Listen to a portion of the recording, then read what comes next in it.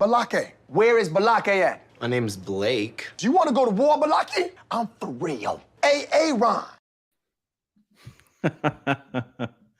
All right, everyone, we are live. I decided at the last minute to do an AMA, mostly because I've spent all gosh darn day finishing this pallet wall behind me. And I figured I'll be damned if I'm not at least going to test out the new setup live this evening. So, and then I even went in and I screwed it up and I scheduled it in StreamYard and I scheduled it for tomorrow and I wondered why it wasn't working. So anyway, I have tossed myself here a softball question to get things started since this is all so last minute. And I'm probably not going to go for the full hour tonight because really this is just trying to sort of do a test run with the new background and the new lighting and making sure everything is working all fine and dandy. So here's my softball question to myself. How did you get out of Scientology?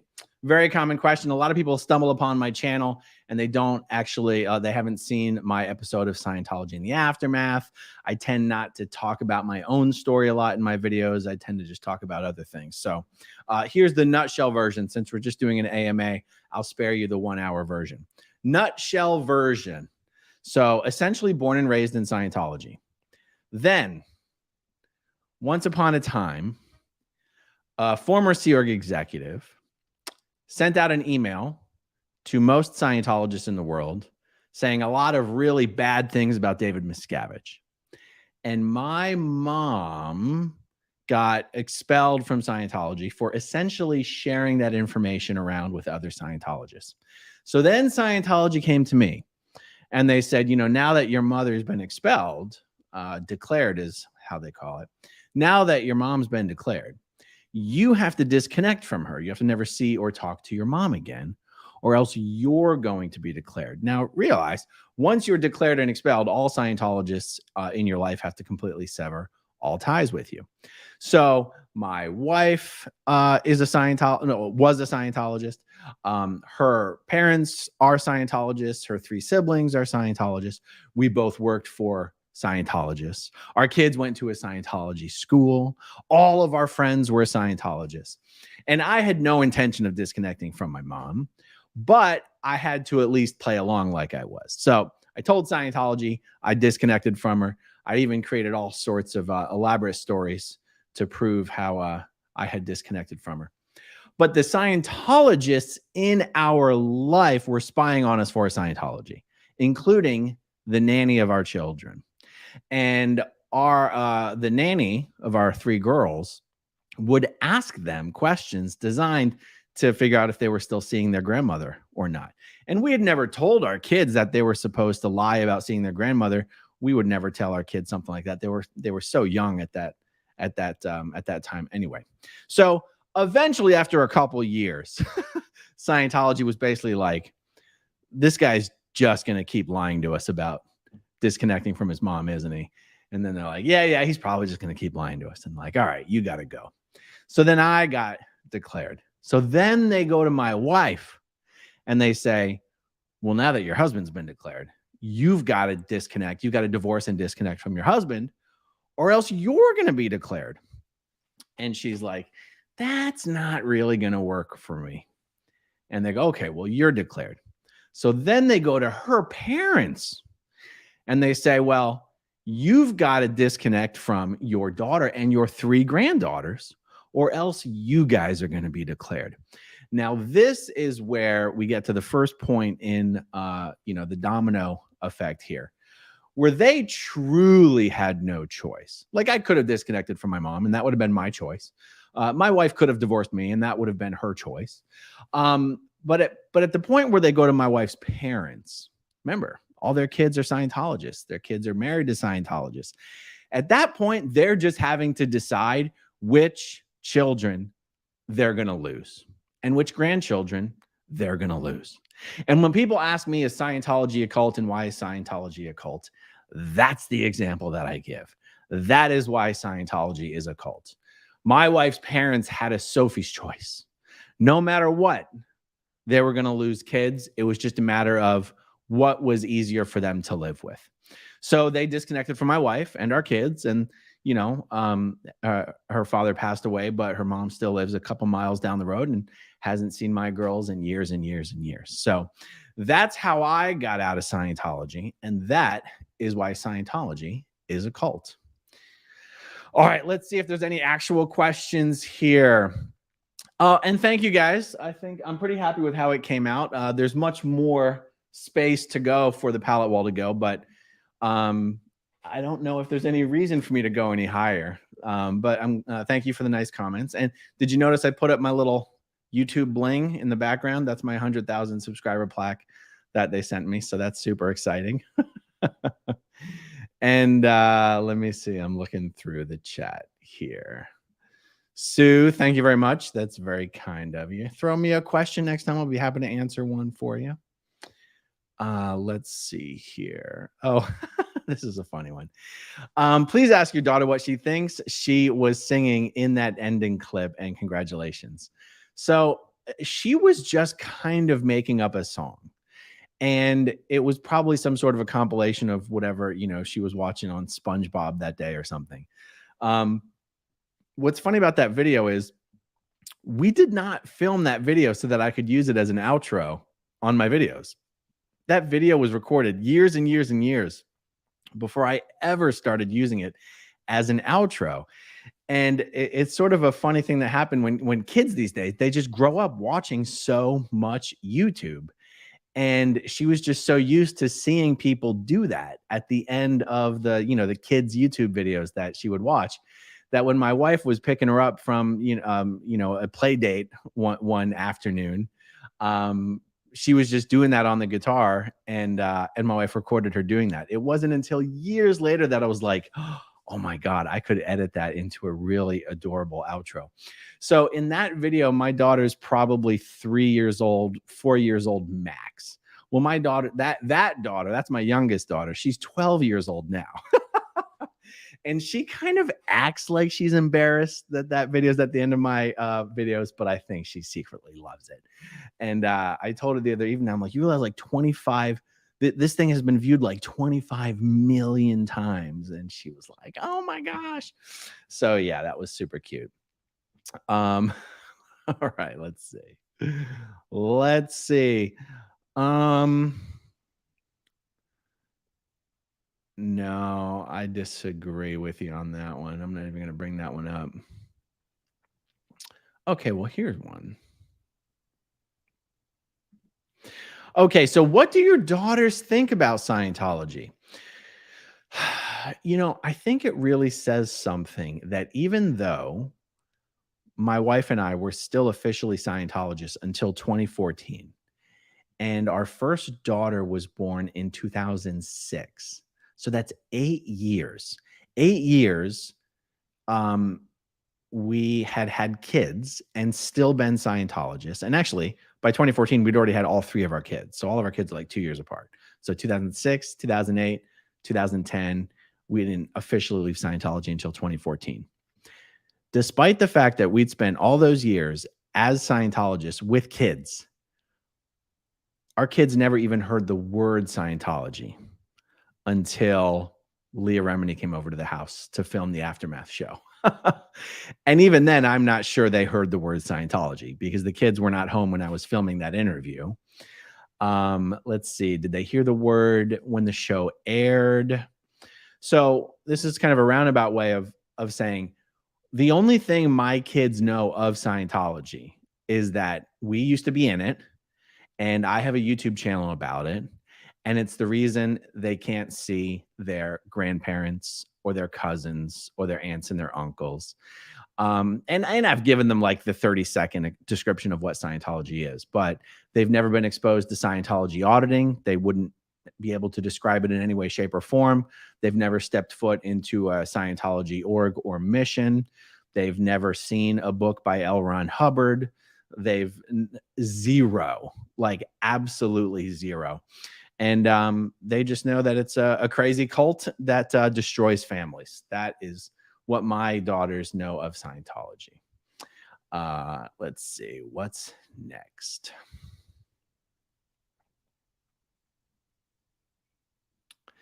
Yeah, I'm seeing some comments about the intro and the outro.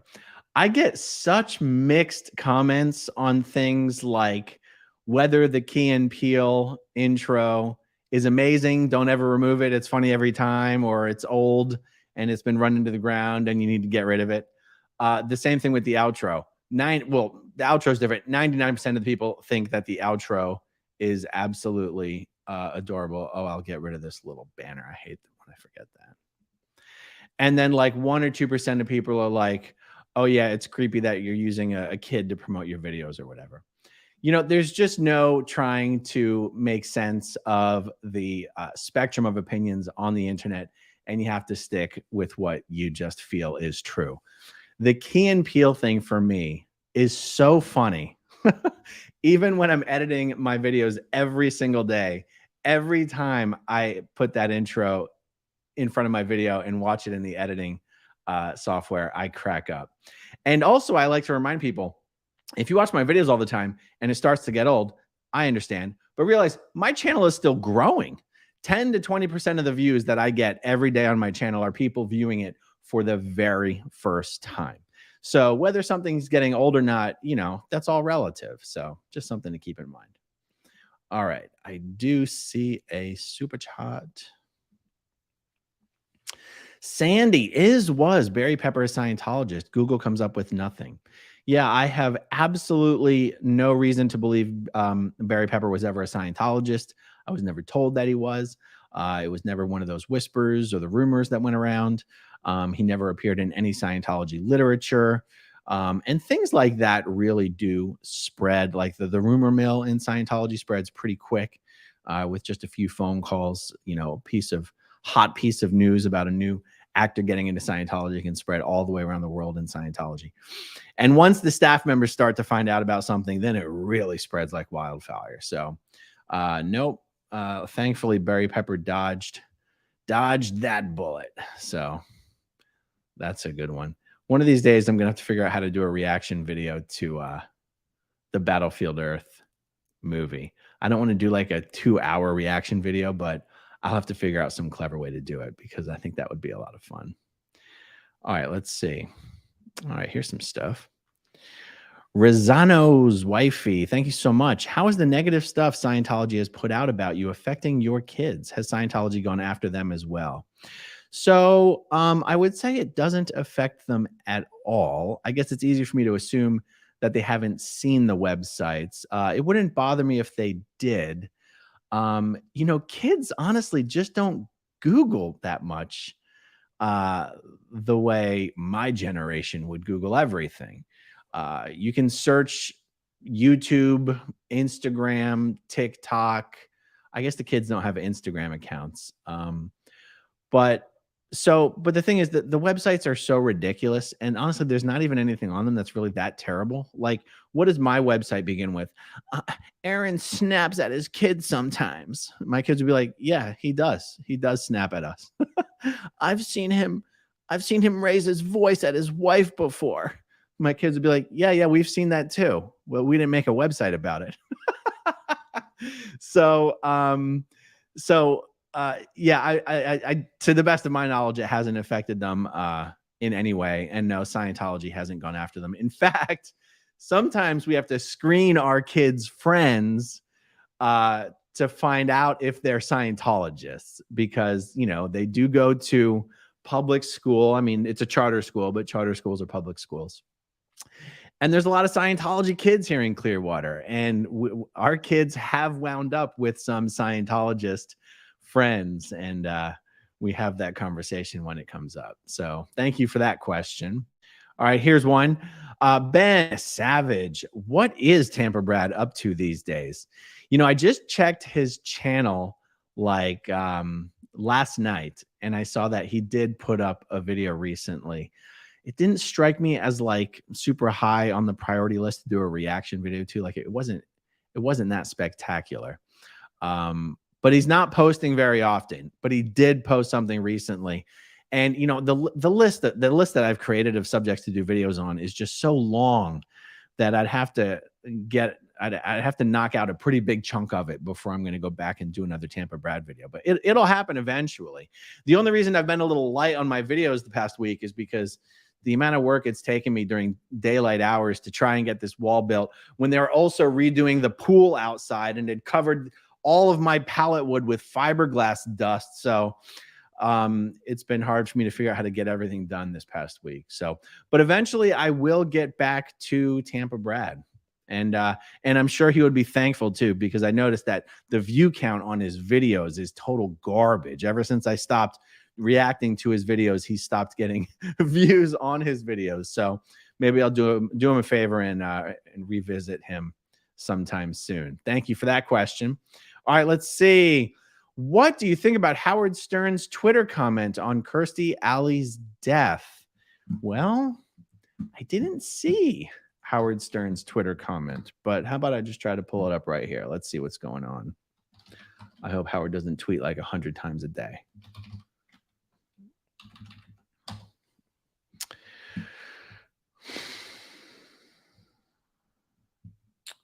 Is it a tweet or a tweet reply? Because if it's a tweet reply, it's going to be hard to find this thing. He doesn't tweet very much at all here, does he? Unless he's got more than one Twitter account. Yeah, he hasn't tweeted since November 3rd on his main accounts. So I'm sorry, I can't answer the question. Becca, I feel bad. Throw it back in there somehow or figure out how to put it in the comments what the actual tweet was, and I'll keep a lookout for Becca Lee in the comments section. All right, let's see. What's the craziest story you've heard about somebody because of their auditing turning to gossip?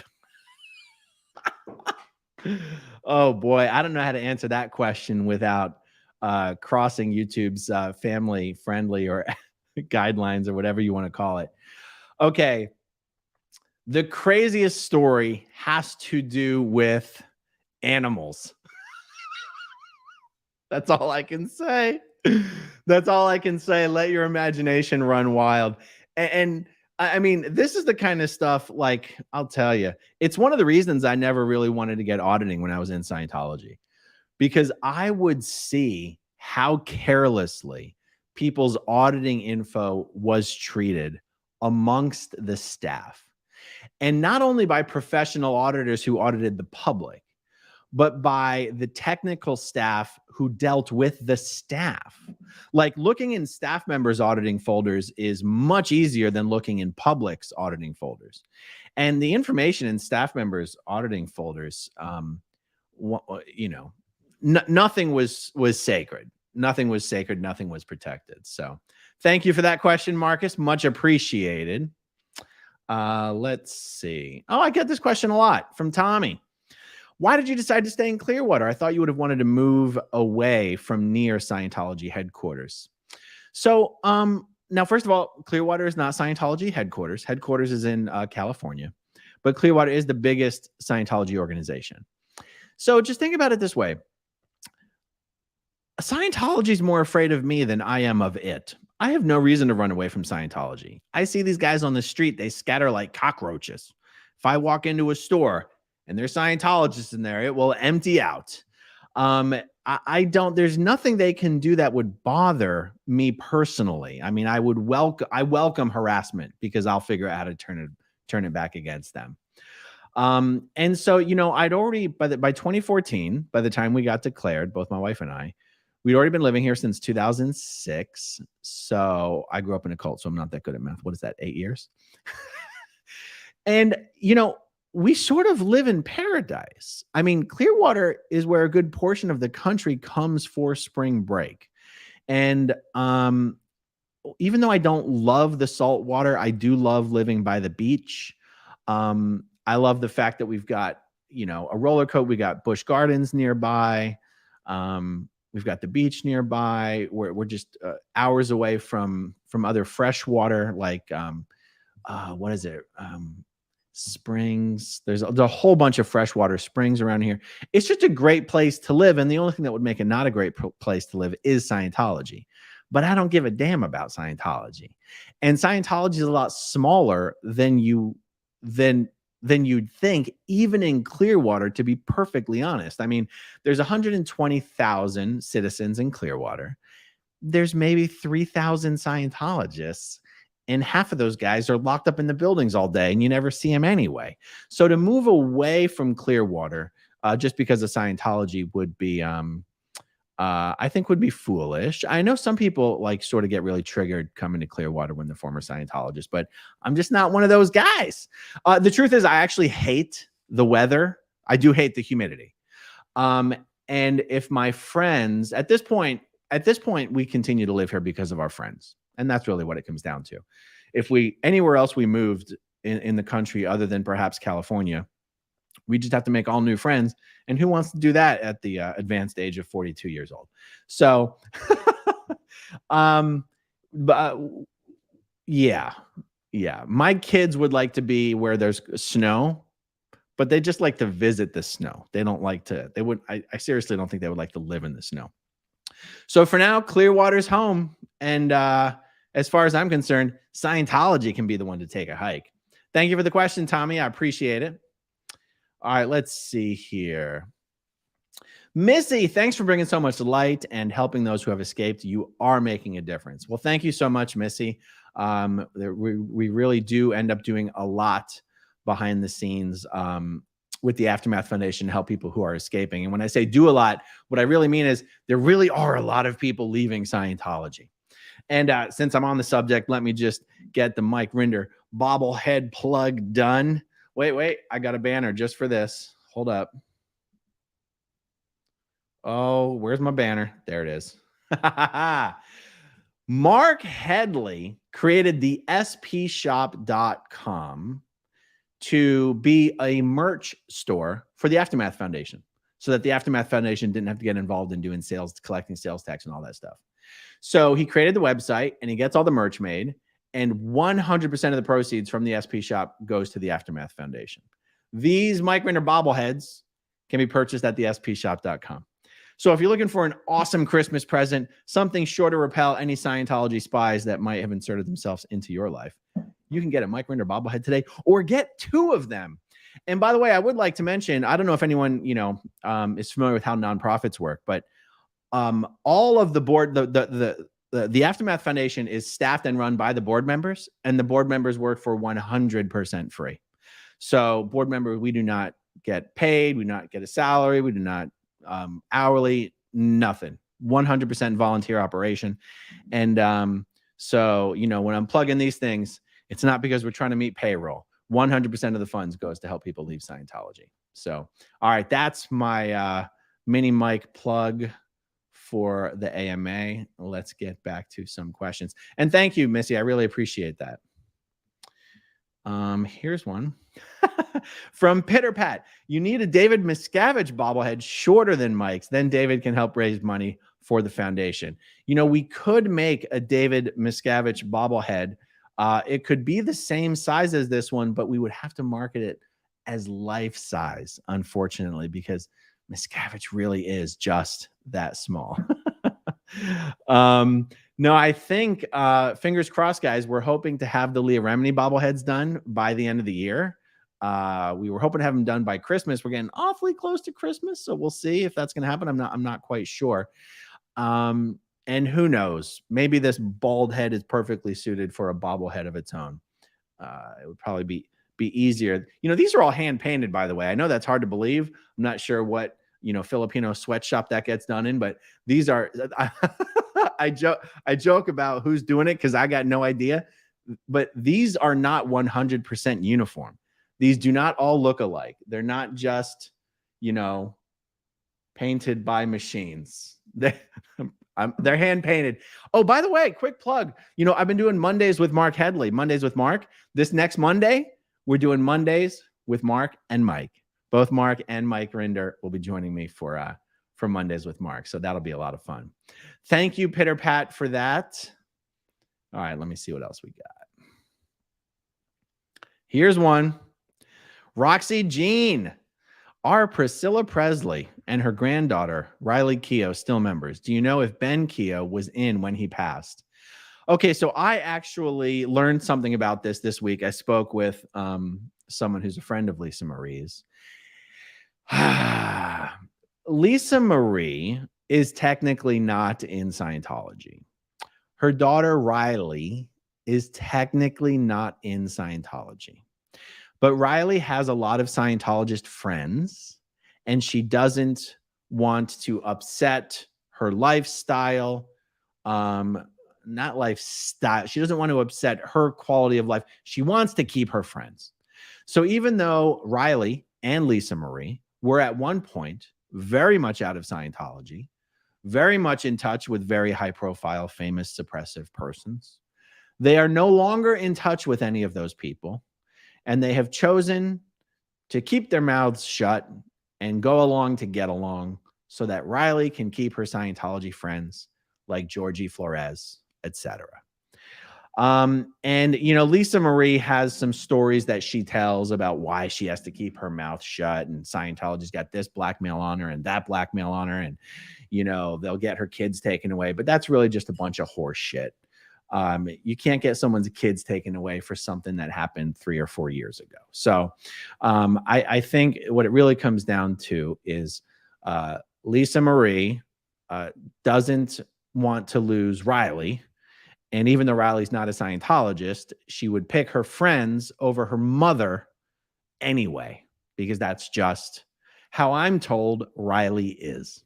So there you go. It's unfortunate. I don't believe that Ben Keough was a Scientologist when he passed, to the best of my knowledge. Thank you for that question.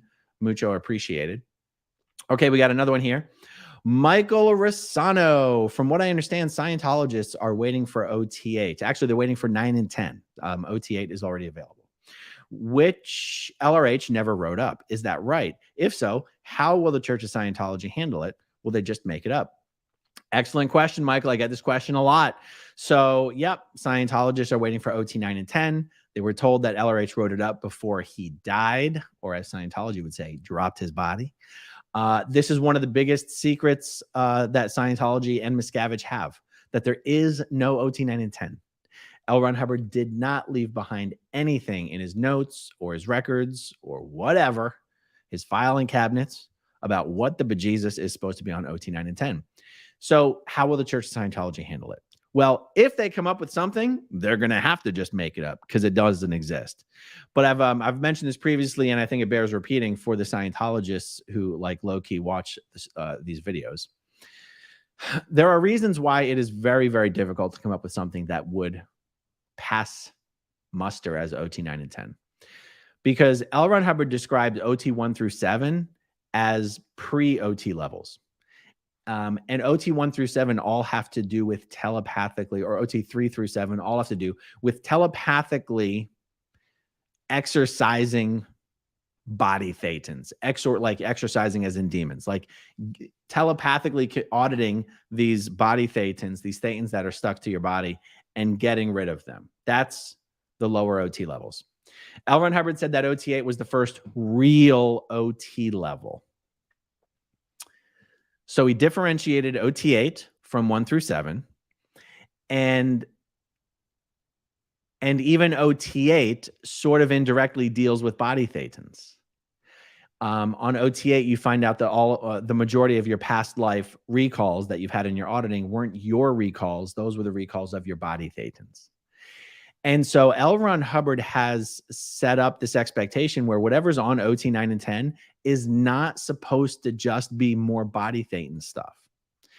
And I have no idea what Miscavige could possibly come up with that not only would be different than what's on OT 1 through 7, but would be so good and so powerful that people would be like, oh yeah, this makes sense that we waited 35 years for this.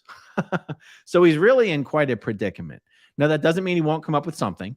And I would say never underestimate the power of the Scientology, mind conditioning apparatus to convince people that something is absolutely amazing and life-changing. I mean, shit, I just uploaded a video an hour ago about how Scientology charges people $2,500 to run around a pole, and they call it the Cause Resurgence Rundown. And some Scientologists do that 3, 4, 5 times, paying $2,500 each time for the privilege. So if you can convince a Scientologist to pay you $2,500 over and over and over again to run around a goddamn pole, then perhaps you can pull something out of your butt, call it OT 9 and 10, and Scientologists will be happy with it. I never discount it. It's going to be a heck of a challenge. And that's why it hasn't been done. That's why it hasn't been done. Thank you for the question, Michael. Much appreciated. All right. I know I saw something else. All right, here. Maya Rohan. There's a Scientology location near me. Drove by, and it's just a shack and rundown cars. Are there Scientologists there, or is it just a property? Thank you, Maya. If I knew what city you were in, I could give you a better answer. So there's Scientology orgs.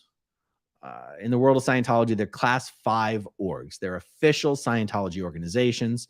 They are owned and controlled and operated by Church of Scientology International. Underneath orgs, you have something called a mission. A mission is like a privately owned, miniature, light Church of Scientology. And I don't even really consider them to be actual Scientology organizations. First of all, in Scientology, they're not called orgs. So they're just called missions. You would never call a mission an org.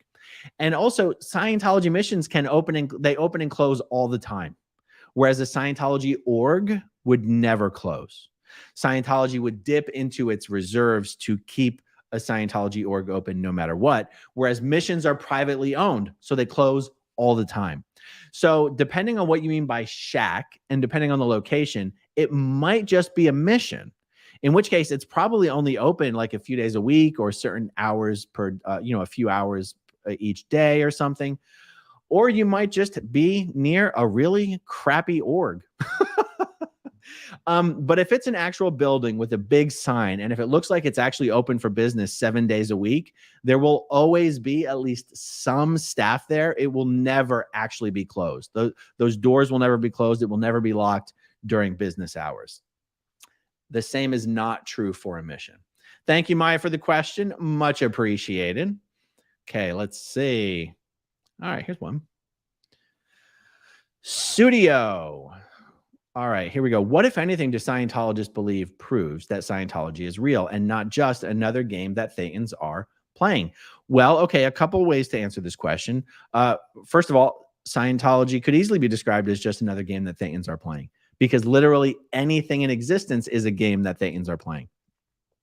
So, but I think one of the best answers to your question goes to the E-meter.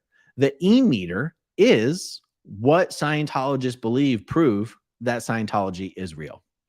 And also, I guess it's probably fair to say that their own subjective reality of what they are experiencing in an auditing session is what they would say proves Scientology is real. But picture this. You've got someone in an auditing session.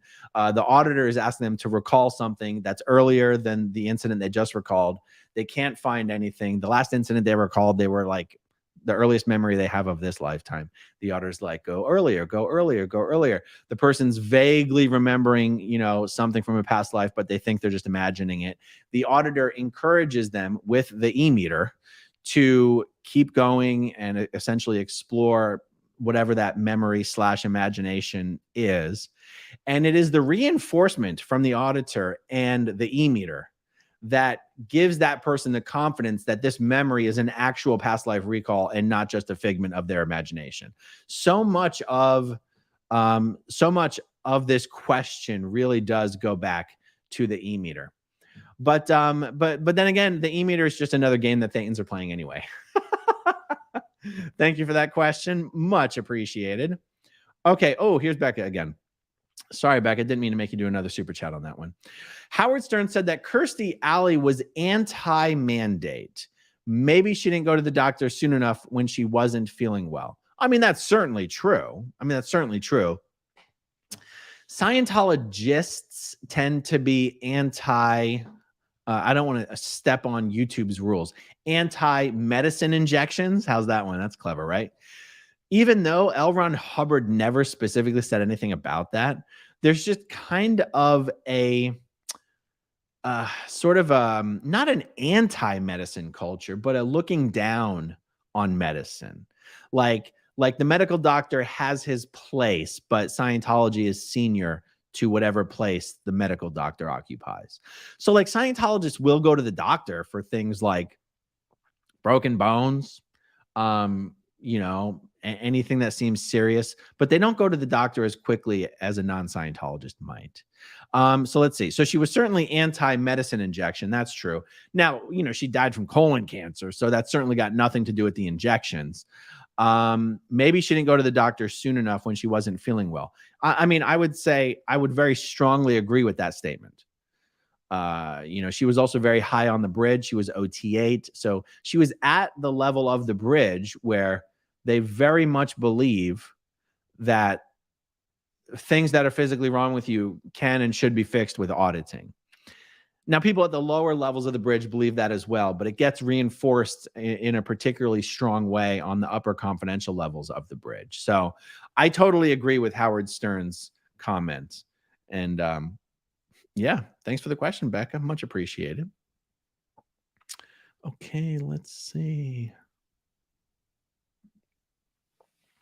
Oh, Winston-Salem, North Carolina. I found it on Google. Oh, yeah, that's definitely not a real Scientology organization. There's no Scientology org near Winston or Salem in North Carolina or South Carolina for that matter.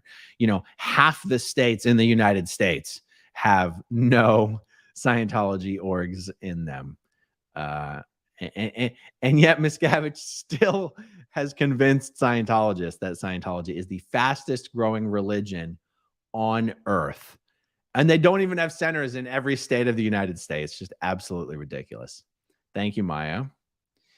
All right. Searching. Okay, well, here's one. The Church of Scientology here in Las Vegas is near me. I've seen more than 2 cars in their pocket. I've never seen more than 2 cars in their parking lot ever. Yeah, there's actually 2 organizations in Las Vegas. There's the regular one that's just called Las Vegas Org. And there's a celebrity center, CC Las Vegas. I have no idea who goes to the Celebrity Center Las Vegas. But yeah, and I believe Las Vegas is also one of the orgs that has already purchased and renovated a massive new 50,000 square foot building, and there ain't nobody there. I bet those people can't pay their air conditioning bill in the summer. Guaranteed. All right. Well, guys, let's not try to fill a whole hour. Let's leave it at that. We got a good 40 minutes going here. It's getting a little late on a Friday night. I'm glad you guys like the wall and the setup. I'm still trying to get my lighting right. I tweak with my lighting a little bit in like every video. I'm sure you guys noticed that. Okay, I did see another question here. I don't want to ignore questions. What was the biggest mental hurdle in your recovery? Alexander, thank you. Actually, Alexander, I was supposed to call you. You and I never connected. Many apologies for that. So maybe you and I can still connect. I kind of have said a lot that I never had this big existential crisis leaving Scientology. And I guess when people talk about recovery in terms of leaving high control groups and cults or Scientology in particular, to me, what they're usually referring to is trying to no longer think according to the thought patterns that were instilled by Scientology. And I feel like I was able to let most of that go pretty easily because those weren't the parts of Scientology I was ever really bought into to begin with. The main parts of Scientology that I bought into was the prison planet, and the whole track amnesia and full operating Thetan. When it came to the kind of the nuts and bolts of how a Scientologist was supposed to think and behave, I sort of kind of had a sort of a take it or leave it mentality. Like I never really bought into the PTSness thing. I never really bought into the you're responsible for everything that happens to you thing. I'm trying to give a bit of a think if there's any parts of this answer I'm not considering. Because what I want to give as the main answer sounds like kind of a lame answer. You know, for me, for like, okay, here's the answer I'll give, but it sounds kind of lame. Just the idea that there's something that you have to be productive all the time or else there's something wrong with you, that there's something unethical about not being productive all the time. And it seems lame because it's not like telling someone that you should be productive all the time is necessarily damaging. Like, you could help someone be successful by convincing them they need to be productive all the time. But it is one of those things that I had trouble letting go of, you know, just for my own personal well-being and, you know, and mental calmness. It took me a while to get to the point where I didn't feel like I had to constantly be doing something or else it was not okay. Do you know what I mean? I had to give myself permission to like relax and be relaxed about being relaxed, not be anxious that someone's going to catch me being relaxed. Do you know what I mean? It's kind of a lame answer, but it's the best one that I've got so far. So thank you for the question. And yeah, let's still try to connect, by the way. I saw another one. What was the first time you doubted? Where did that come from? I didn't even click on it. Where did that question come from? Okay, when is the first time you doubted Hubbard? Anthony Spurgeon, thank you for the question. Okay, so it was after 2009 when, but see, here's the thing. I had sort of doubted Hubbard without sort of thinking that that's what I was doing. So there's many things that Hubbard laid down in his technical bulletins that you're supposed to believe wholeheartedly and that I just knew were total BS. And I just like set it to the side like, well, that's obviously BS. You know, like he has this thing where he goes, all accidents and illnesses without exception stem directly and only from being connected to a suppressive person or some variation thereof, you know, and it's stated as like an absolute law. And then after he states it as an absolute law, there's other bulletins that come afterwards that sort of modify it, and it gets modified to the extent where it becomes completely meaningless. And yet the basic fundamental law as stated still gets used and applied in its original form, even though it's been modified and modified and modified, and the exception here and exception there to the point where it's become completely meaningless. And once I sort of spotted this, I took the entire idea that anything at all had to come from a result of being connected to a suppressive person or suppression, and I just threw it right in the trash. And, you know, objectively speaking, that would be me doubting Hubbard. And yet I didn't think of it that way because also I just never considered that I was genuinely supposed to believe literally everything he said about everything. And I know it is true that a Scientologist would be expected to believe that. It's just, I just never quite bought into that. Not quite. It was the big picture things that I bought into. Prison Planet, amnesia on the whole track, only Scientology can sort of unplug you from the matrix. And yeah, so that's it. Thanks, Anthony. I swear I'm not just trying to squeeze people for more super chats. I really do want to wrap it up. Okay, let's wrap it up, guys. Thank you for joining me on this AMA. And since I have figured out how to do outros on live streams, I will leave you with this. Okay, if you want to see my rock and roll songs, click right on this guitar. And if you want to see a different one of my videos,